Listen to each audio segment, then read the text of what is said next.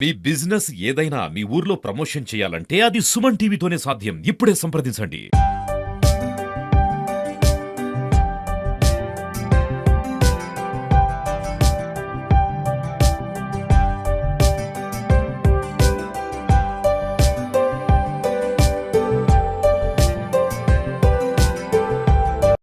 జై శ్రీరామ్. గత వారం రోజుల కిందట పాకిస్తాన్ ఉగ్రవాదులు జమ్మూ కాశ్మీర్ లోని పహల్గామ్ గ్రామంలో చేసిన ఉగ్రదాడిలో అమాయకమైన ప్రజలు చనిపోవడం జరిగింది. దానికి ప్రతిదాడిగా మన కేంద్ర ప్రభుత్వం నరేంద్ర మోడీ గారు ఆపరేషన్ సింధూర్ అనే పేరుతో ఆర్మీకి పూర్తి స్వేచ్ఛనిచ్చడం జరిగింది.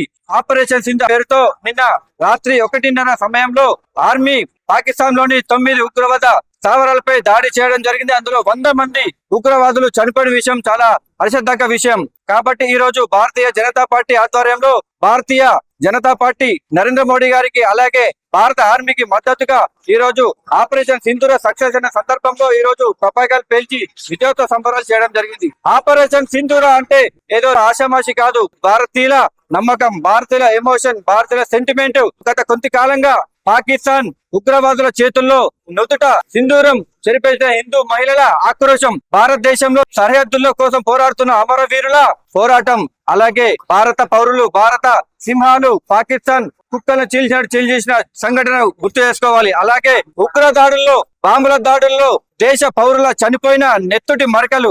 ఈ పహల్గామ్ సంఘటన యావత్ భారతదేశంతో పాటు ప్రపంచాన్ని కూడా తీవ్ర దిగ్బంధం చేసింది.